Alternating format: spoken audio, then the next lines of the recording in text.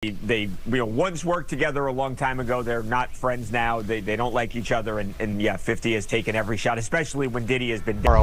There was an insane party in Los Angeles, in Beverly Hills, on Saturday night. And in terms of net wealth, 3 people alone made it $1 trillion party.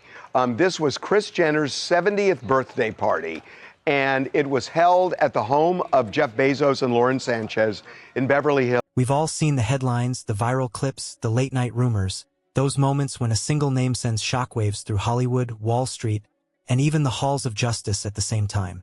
But what happens when that name isn't just a rapper, a mogul, or a reality TV star? What happens when it belongs to the mastermind of an empire? A woman who transformed family chaos into a billion-dollar brand, and who now finds herself at the center of a storm that could tear it all apart. Today, the focus is on Kris Jenner, the powerful matriarch whose carefully polished image is beginning to crack under the pressure of a shocking investigation. One that allegedly connects her to some of the most explosive controversies of the decade, from Diddy's collapse to a mysterious $500 million question involving Britney Spears and a private church that may hold the missing pieces. With the series, with the film? I mean, I think the intention is to give a more full-bodied experience to what happened, you know, from the people that agreed to sit down and to participate. And I feel like the film asks a lot of questions, you know, maybe more questions are asked than answers given. It began with a single tweet, followed by a sudden flood of them. By December 2025, the internet was consumed by one question. Why was 50 Cent coming after Kris Jenner? The rapper-turned-media mogul, fresh off a high-profile exposé tied to Diddy, started dropping cryptic hints about his next focus. Fans speculated, insiders grew uneasy, and soon the puzzle pieces started to align. Sources close to the production confirmed the rumors. 50 Cent wasn't merely teasing another project. He was reportedly building a full-scale docuseries aimed at uncovering Kris Jenner's most closely guarded secrets, including her financial moves, alleged connections to Diddy's inner circle, and a complex trail of transactions that some legal analysts claim could raise serious legal concerns. This isn't just celebrity drama anymore. It's shaping up to be a potential legal minefield, and the fuse may already be burning. We haven't seen the indictments yet. There's been some time lag.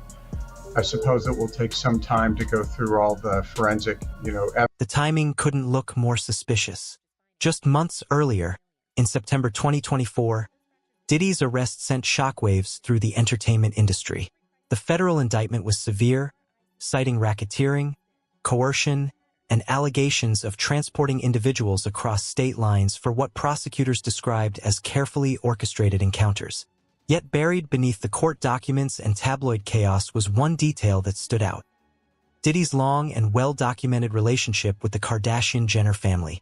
Khloe Kardashian's 2014 remark on Keeping Up with the Kardashians, "Half the people there were naked," suddenly felt less like a throwaway reality TV moment and more like a troubling clue. And Kris Jenner, the master strategist who built an empire by controlling every narrative, appeared to be scrambling to distance herself from a man she had once openly called a close friend. But the story grows even more complicated. While public attention stayed fixed on Diddy's legal battle, insiders reportedly began examining Kris's own financial structure. At the center of it is the California Community Church, a private church she founded in 2009. Officially, it's a place of worship. Critics, however, allege it functions as a tax shelter disguised as a ministry. Membership is said to involve a $1,000 monthly fee along with a 10% tithe, all shielded from taxes under charitable status.